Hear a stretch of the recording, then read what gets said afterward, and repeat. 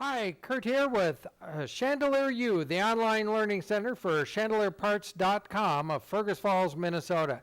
Talking to you today about Chandelier Arms. You know, we've been in business for 35 years, and the number one breakage call we get is for Chandelier Arms.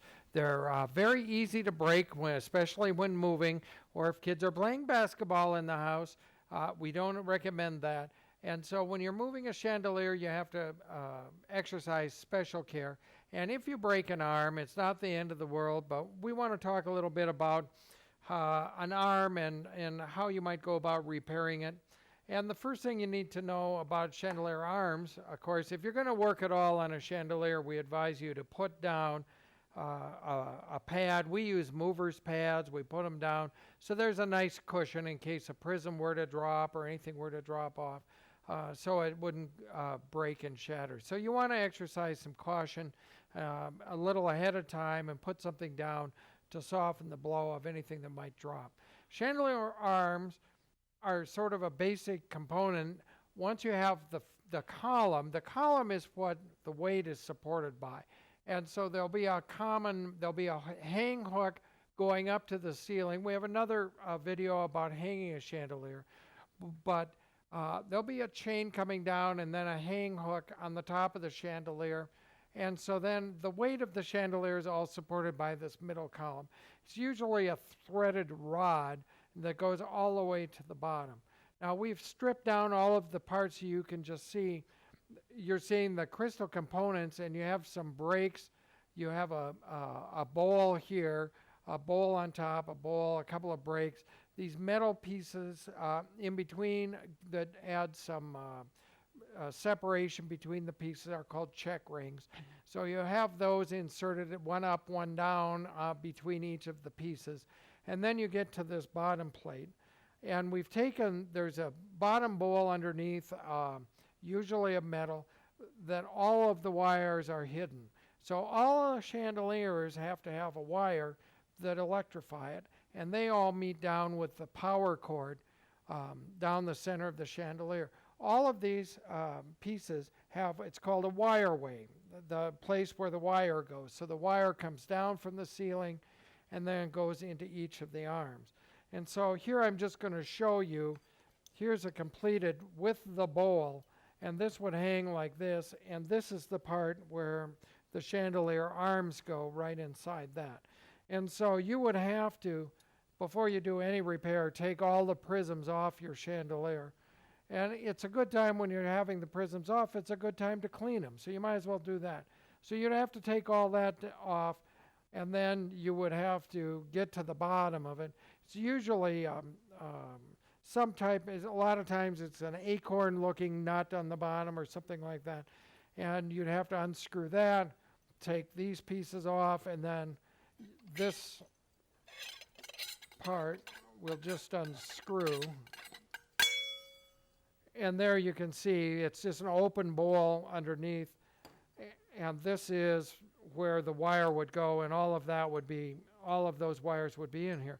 In this particular case, it's a 12-arm. This is a 12-arm fixture, and so there's a lot of wires that are going to end up in there. So sometimes I think it's a good idea to call an electrician, and this is one of those times. I think it would be good if you have to do a lot of wiring work to call a licensed electrician and get them to do that work.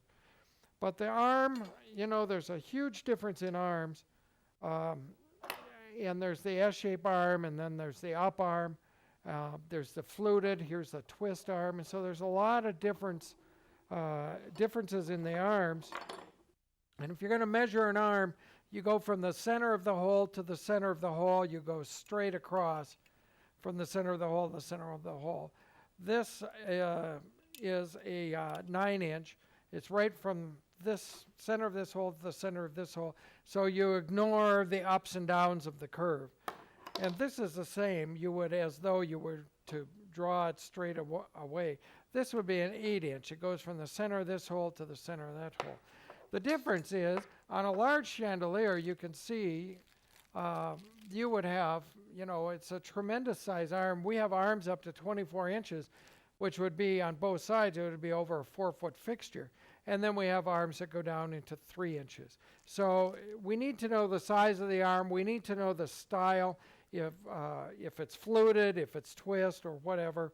The other thing you need to know is if it's a chrome or a brass. This is called a fair rule, and that's what holds it to the chandelier itself.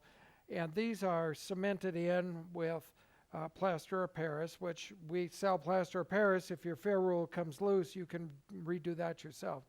But you need we sell, all of our arms come with the fair rules on. So you have to tell us if you need a chrome or a gold. You need to know the style. You need to know the length. And if you need to, send us a picture of one that isn't broken, and we'll try to match it for us. But we need that basic information if you need to repair it. Don't send us your chandelier. We don't want your chandelier. You have to do this work yourself. We don't do that. So don't be sending us all your chandeliers. So that's all you really need to do to fix the arm. A lot of our arms come with the wire in them, so that saves you a good bit of time. You don't have to thread the wire into the fixture. Now, I just want to point out a couple other types of arms that are non-electrified. This is a leaf, and it goes down, and this is a scroll. It's the same thing. It just screws underneath, and that holds it in, and that's a scroll or a leaf. So there are other pieces other than that.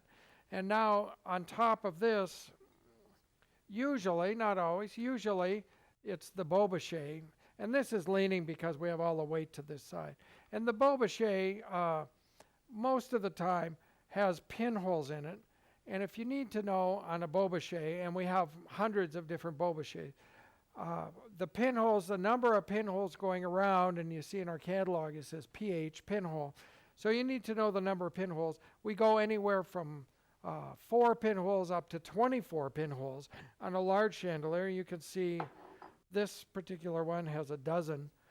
The other thing we need to know on Bobeches is the diameter of the center hole. This is a 1 inch, this is a 1/2 inch. And so those are really important details that we need to know. And then sometimes the height of the Bobeche becomes important. As you can see, this is only about a 1 inch, this is about a 2 inch. So that's another detail. We need to know all of that. And this would sit right on there, and then your prisms are going to hang right off of that. Pretty easy stuff, pretty easy to fix, pretty easy to change. And when you're moving, we have a separate video on moving a chandelier. As I mentioned earlier, the number one breakage comes from pressure being put unevenly on these arms. They're fairly fragile. And so that's the part you need to really exercise some care in and try to balance out the weight so that none of the weight is unevenly distributed, because that's where the breakage will come. If you have more weight on one side or one arm, then you can have that one snap. And chandeliers are so delicate with the arms that you need to exercise some care. So moving is the number one, and it's the arms. So extra care there. Watch our video if you're going to move, and we'll talk about creating and packing chandeliers so that you don't have any damage. Especially if they're old, the parts get harder to come by the older the fixture. So we'll help you if you can. We have our online chat you can look at. Just send in a question. You can email us. You can call us on the phone. We're 35 years in business, and we're very helpful. We're in Fergus Falls, Minnesota. ChandelierParts.com. Thank you for watching.